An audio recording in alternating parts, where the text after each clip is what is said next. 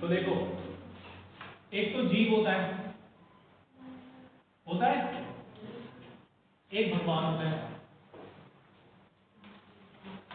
और एक माया होती है, होता है ना ऐसे। अब यहां पर ना ये बात समझी थी हमने उस दिन कि भगवान जो है वो दिव्य है ना, और माया जो है वो जड़ है। जड़ है ना माया, जड़ मीन्स जो अपने आप कुछ नहीं कर सकता, वो जड़ है। तो इस हिसाब से देखा जाए तो दो एरिया हो गए, एक दिव्य और एक जड़। समझ आ रही है ना? एक हो गया दिव्य जगत और एक हो गया जड़ जगत, ऐसा ही है ना।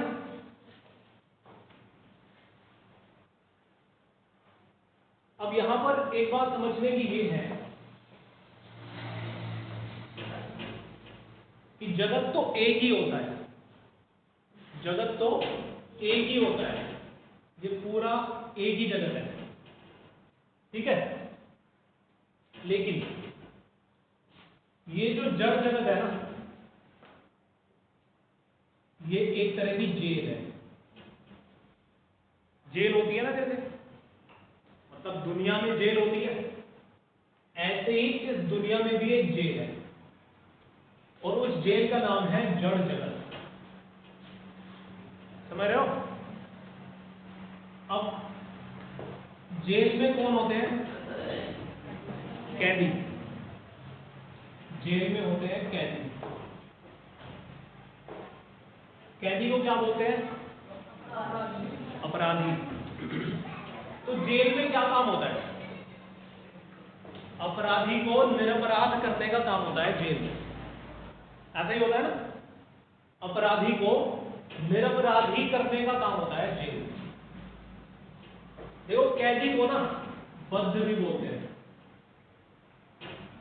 बद्ध का मतलब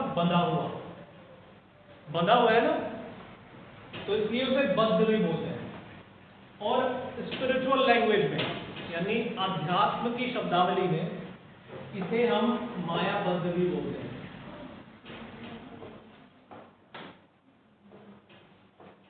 क्लियर हो रही है बात? मायाबद्ध का मतलब जो माया में बंधा हुआ, जो जड़ जगत में हो, जो बद्ध हो, जो कैदी हो, जो जेल में हो, वो मायाबद्ध है। ठीक है ना? समझ में आ रहा है? अब जेल में क्या काम होता है?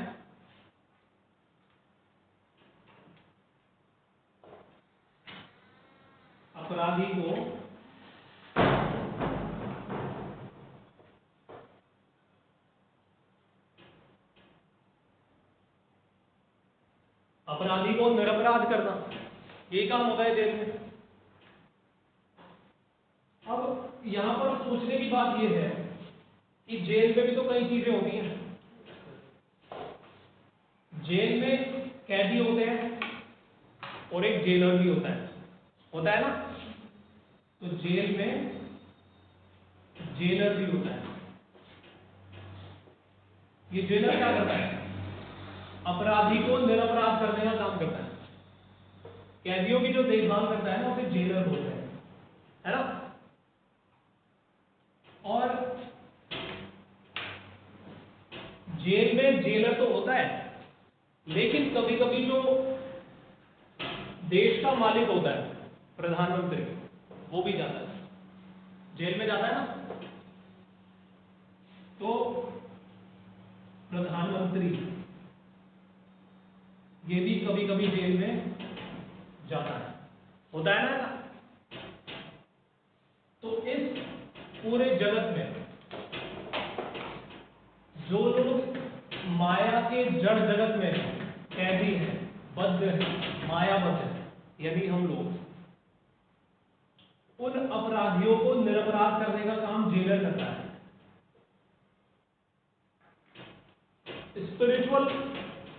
स्पिरिचुअल शब्दों में ना जेलर को महापुरुष बोलते हैं। क्या बोलते हैं? महापुरुष को ही ना भक्त भी बोलते हैं। ठीक है ना, समझ में आ रही है बात?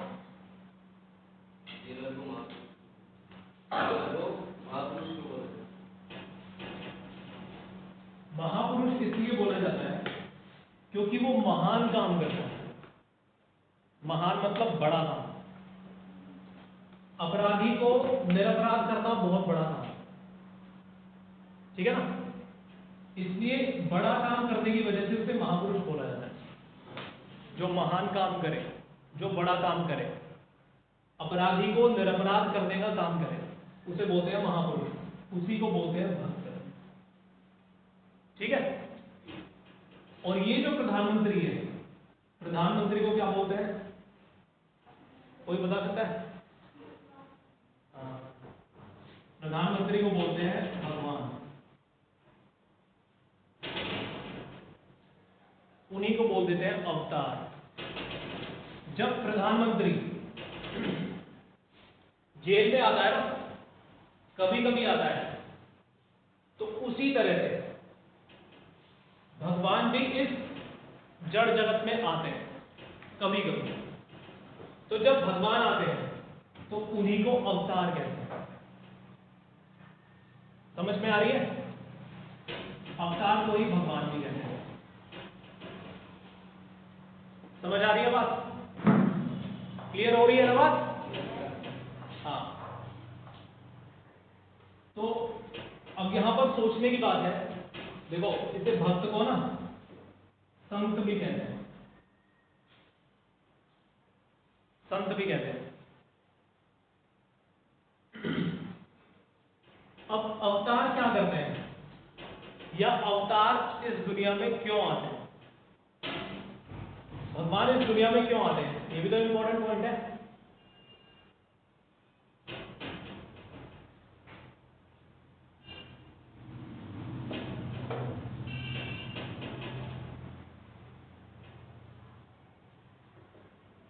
अवतार क्यों आते हैं इस जड़ जगत में?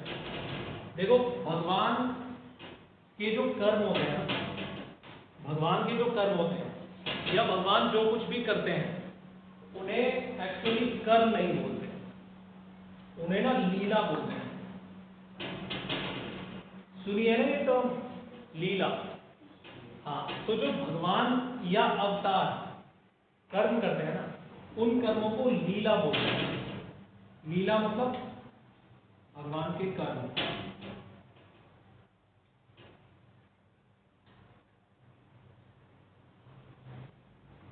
समझ आ रही है ना बात? लीला टर्म सुना हुआ है, सुना हुआ है ना कि भगवान लीला करते हैं। हाँ, तो भगवान जो कर्म करते हैं ना, उन्हीं को लीला बोलते हैं। वैसे भगवान कोई काम क्यों करते हैं, ये कोई समझ नहीं सकता। भगवान के कर्मों को या भगवान की लीलाओं को कोई समझ नहीं सकता। अब यहां पर सवाल होता है क्यों नहीं समझ सकता? अब अगर सवाल किया जाए कि जो नीम का कीड़ा होता है वो रसगुल्ले को समझ सकता है?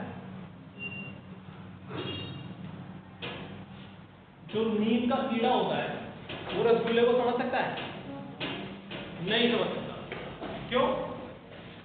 क्योंकि वो नीम का कीड़ा है, उसे सिर्फ नीम का एक्सपीरियंस है, नीम के बारे में पता है ना? ऐसा है ना? ऐसा अरे इधर क्या हो? तो उसी तरह से जैसे नीम का कीड़ा रसगुल्ले को नहीं समझ सकता, जैसे नीम का कीड़ा रसगुल्ले को नहीं समझ सकता, ऐसे ही माया का कीड़ा, माई कीड़ा दिव्य भगवान को नहीं समझ सकता। समझे? समझ रहे हो ना? जैसे नीम का कीड़ा रसगुल्ले को नहीं समझ सकता, ऐसे ही माया बद्ध जो कैदी होता है, माया बद्ध, माया में बंधा हुआ, वो दिव्य भगवान को नहीं समझ सकता। क्योंकि इसके पास समझने की जो मशीन है ना, माया बद्ध के पास, वो माइक है, माया की बनी हुई है। उस दिन हमने डिस्कस किया था ना कि माया के 8 अंग होते हैं, पृथ्वी जल तेज वायु आकाश, मन बुद्धि अहंकार। तो मन बुद्धि जो है ये समझने की मशीन है ना। तो ये मशीन माइक है, माया की बनी हुई है। तो माइक सामान से माइक सामान ही समझ में आता है, उस दिन हमने डिस्कस किया था। दिव्य सामान तो दिव्य बुद्धि से समझ में आएगा, ठीक है ना। तो इसलिए जो कैदी है, मायाबद्ध है, वो दिव्य भगवान को नहीं समझ सकते।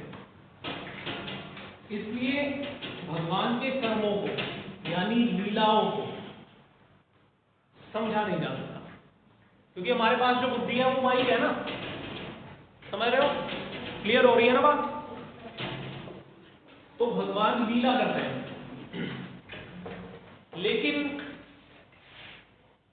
कोई काम हो और उसके बारे में कुछ कहा ना जाए, ये पॉसिबल नहीं है। भगवान की लीला क्यों होती है, इसका भी कारण है। क्या कारण है? भगवान जो लीला करते हैं ना, वो अपने स्वभाव के कारण करते हैं। भगवान का एक स्वभाव है, ध्यान से सुनना। भगवान का एक स्वभाव है। स्वभाव क्या है?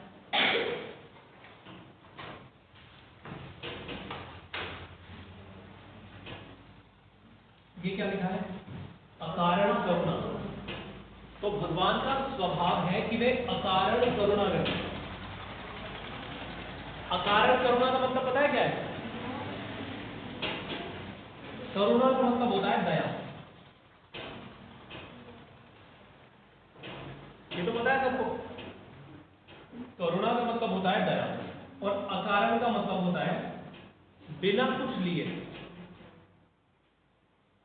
बिना कुछ लिए यानी एक तो सकारण करुणा होती है, जैसे हमने डॉक्टर को पैसे दिए और उसने हमारा इलाज किया, तो ये हो गई सकारण करुणा डॉक्टर की।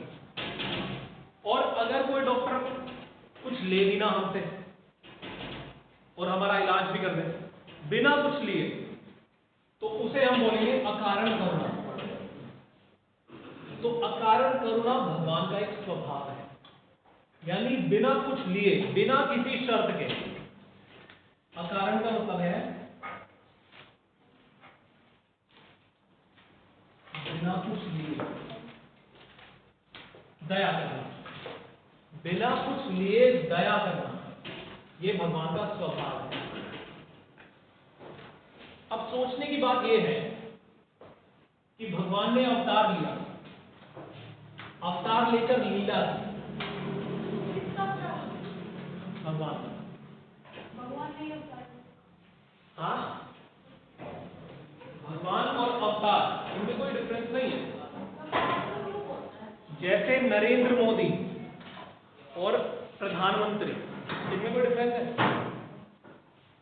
बोलेंगे प्रधानमंत्री आ रहे हैं या बोलेंगे नरेंद्र मोदी आ रहे हैं, तो बात तो एक ही है ना। उसी तरह से भगवान आ रहे हैं या अवतार आ रहे हैं, मतलब तो एक ही। अवतार में और भगवान में कोई डिफरेंस नहीं होता, कोई खास डिफरेंस नहीं होता। अब देखो यहां पर एक सवाल होता है, अवतार जो होते हैं ना, अवतार का मतलब होता है भगवान, और जहां जितनी शक्ति के प्रकट होने की जरूरत होती है ना, भगवान उतनी ही शक्तियों को प्रकट करते हैं। जैसे कोई प्रोफेसर हो तो वो जब अपने बच्चे को पढ़ाएगा,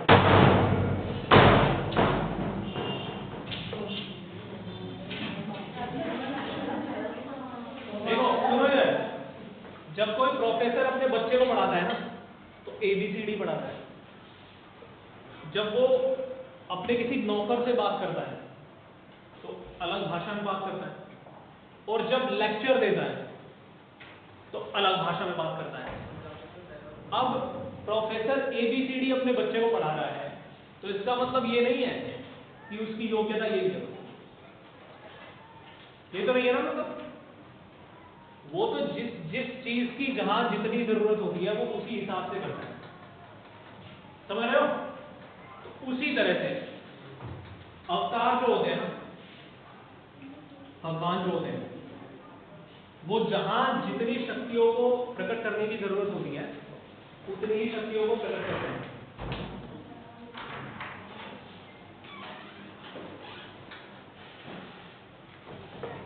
समझ आ रही है बात? तो अवतार में और भगवान में कोई डिफरेंस नहीं है, कॉस्ट्यूम का डिफरेंस है, बस ऐसा समझ लो, कॉस्ट्यूम का डिफरेंस है।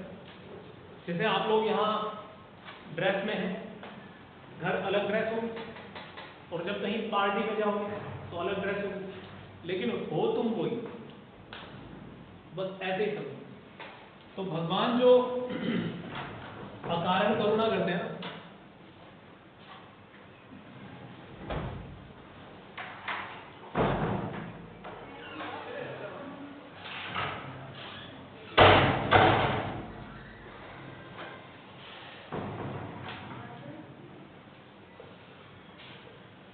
देखो भगवान जो लीला करते हैं ना, वो क्यों करते हैं? देखो इधर देखो, भगवान लीला क्यों करते हैं?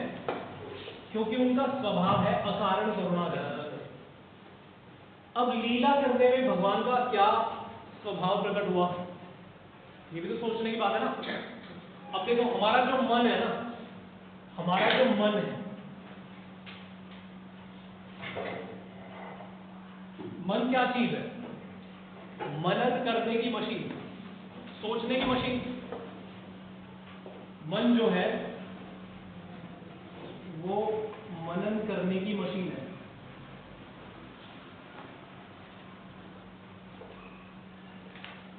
ऐसा ही है ना, सोचने की मशीन है मन। अब ये जो मनन होता है ना, मनन का मतलब तो सब जानते हैं ना, सोचना, जानते हैं ना सब। अब सोचना जो होता है ना, वो दो चीजों की हेल्प से होता है। सोचना जो होता है, मनन जो होता है, वो दो चीजों की हेल्प से होता है।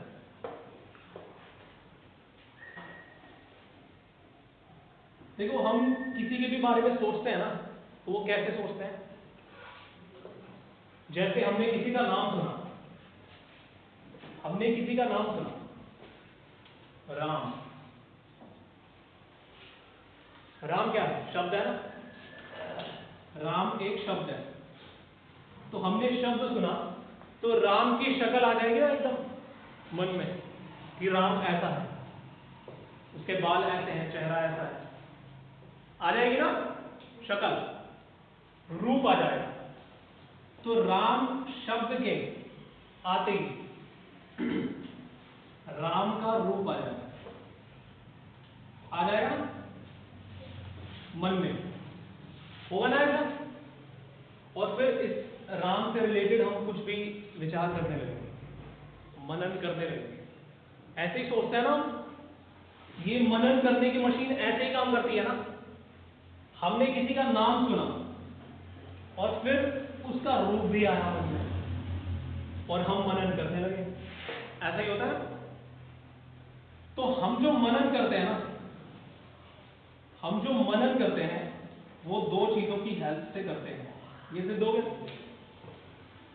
सिद्ध हो गया ना, प्रूफ हो गया कि हमारा मन जो मनन करता है, सोचता है, वो दो चीजों की हेल्प से सोचता है, शब्द और रूप की सहायता से।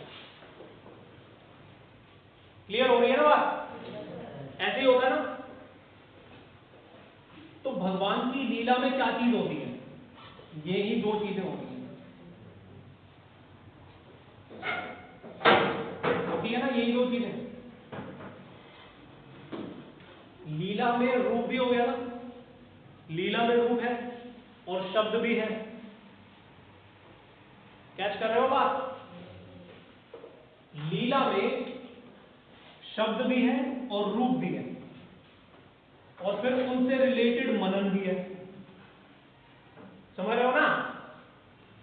तो हमारा मन भगवान की लीलाओं का मनन कर सकता है। सोच रहे हो? समझ रहे हो?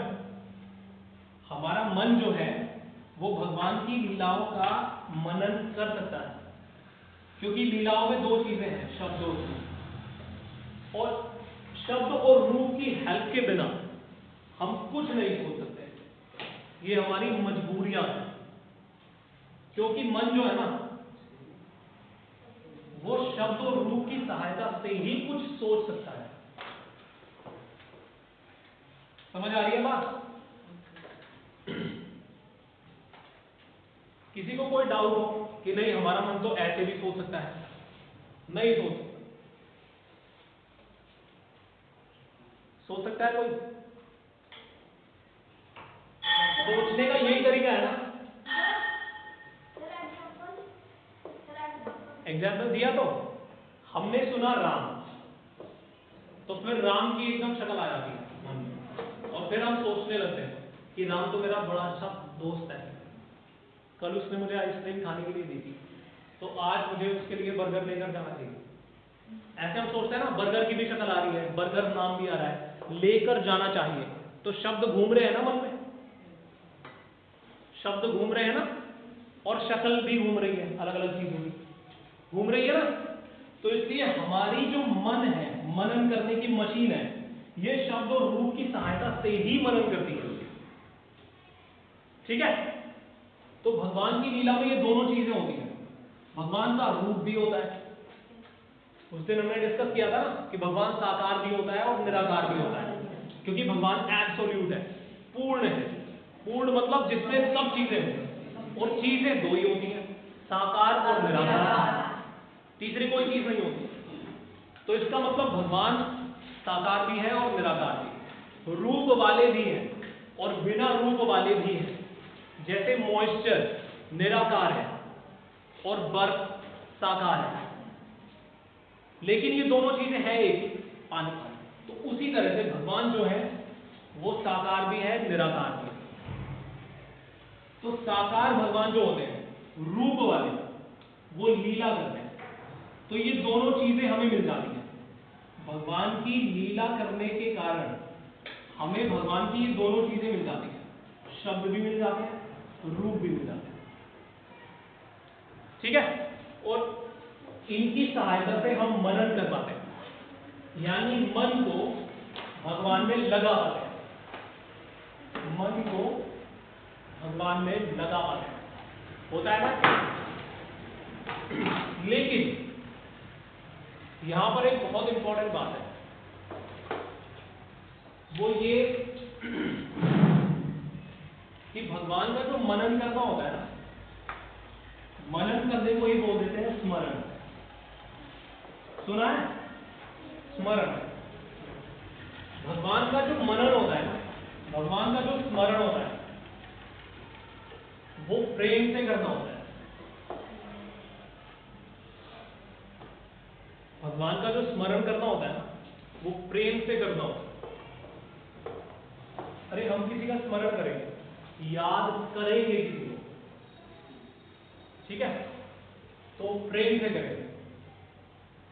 प्रेम का मतलब लगाव,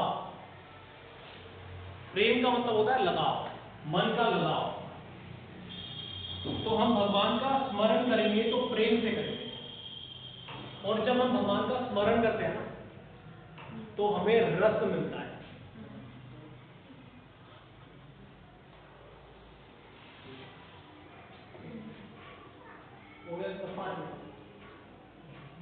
देखो, भगवान का स्मरण करना होता है प्रेम से, तो जब हम भगवान का स्मरण करते हैं ना प्रेम, तो हमें रस मिलता है। रस का मतलब होता है आनंद, रस का मतलब होता है आनंद, सच्चा आनंद। एक झूठा आनंद भी होता है, हमने उस दिन बात की थी। तो भगवान का प्रेम से स्मरण करने से ना रस मिलता है, आनंद मिलता है। लेकिन ये प्रेम रस पाने के लिए ना कोई सिद्धांत भी तो होगा, कोई फिलॉसफी होगी जिसके थ्रू हम प्रेम रस प्राप्त कर सकें। कोई सिद्धांत भी तो होगा ना।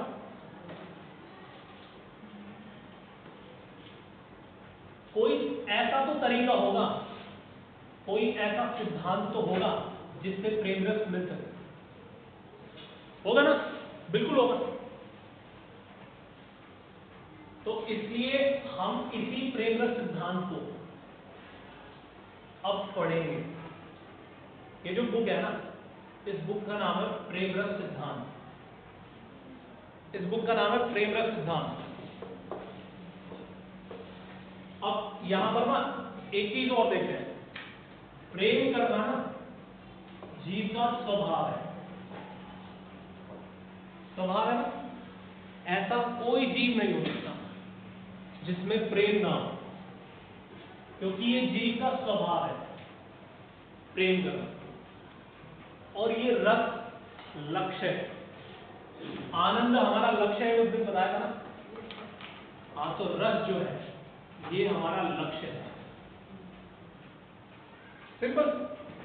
और सिद्धांत मतलब तरीका या रास्ता जिस पर चलकर प्रेम रस प्राप्त किया जाए, यानी अपने स्वाभाविक लक्ष्य को जिस सिद्धांत पर चलकर प्राप्त किया जाए उसी को बोलते हैं प्रेम रस सिद्धांत। आया समझ में?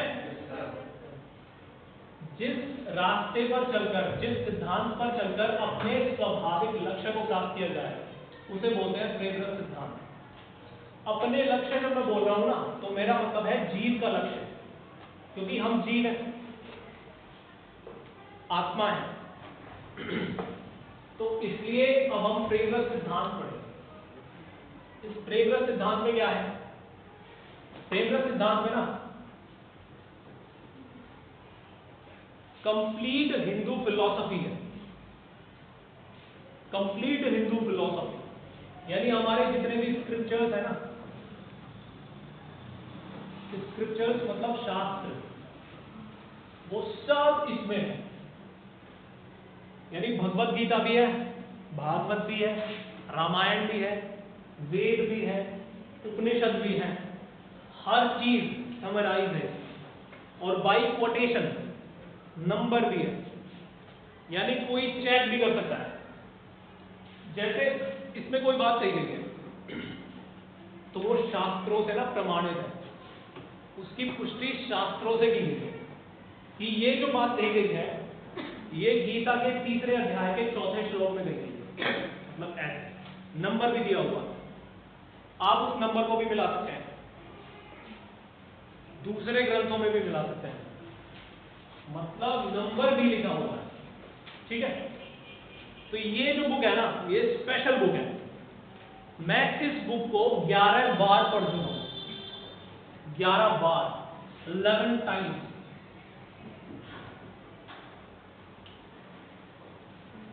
और ये नंबर ना अभी भी बढ़ता जा रहा है। क्यों? इतनी बार पढ़ने की क्या जरूरत है? देखो, जो टॉप की चीज होती है ना, जो टॉप लेवल की चीज होती है, वो एक बार में समझ नहीं आती। टॉप लेवल का कोई व्यक्ति हो या टॉप लेवल की कोई चीज हो, वो एक बार में समझ नहीं आती, क्योंकि वो टॉप है और हम नीचे हैं, तो टाइम लगेगा ना टॉप तक पहुंचने में। हाँ, तो इसलिए मैं इसे पढ़ता हूं। मैं ऐसा नहीं बोलता कभी भी कि मैंने पढ़ी थी, क्योंकि मैं पढ़ रहा हूं अब भी। तो इसे मैं 11 टाइम्स पढ़ चुका हूं, क्योंकि ये टॉप लेवल की थी। जब देखो, आपने नाम सुना होगा स्वामी विवेकानंद, सुना है? स्वामी विवेकानंद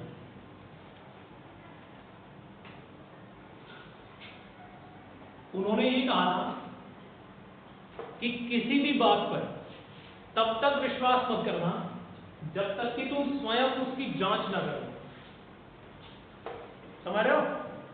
किसी भी बात पर तब तक विश्वास मत करना जब तक तुम खुद उसकी जांच न करो। इसलिए मैं जो प्रेम रस सिद्धांत की इतनी तारीफ कर रहा हूं, इस बात पर भी आप विश्वास मत करना तब तक जब तक कि आप स्वयं इसे ना पढ़ो, ना समझो। ठीक है ना? अब ये जो प्रेम रस सिद्धांत है ना, ये किसने लिखी है, ये भी समझना जरूरी है। देखो, प्रेम रस सिद्धांत लिखी है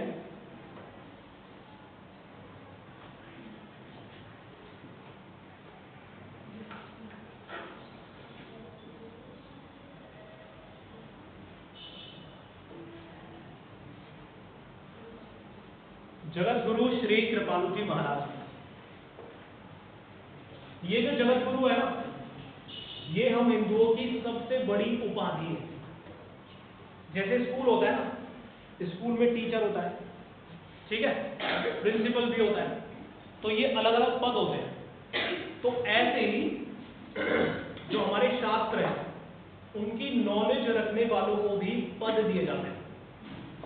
तो हिंदुओं की या सनातन धर्म की जो सबसे बड़ी उपाधि है ना, वो जगत गुरु उपाधि है।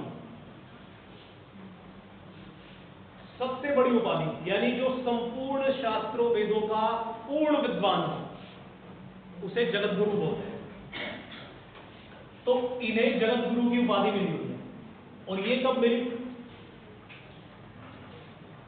ये 1956 में मिली।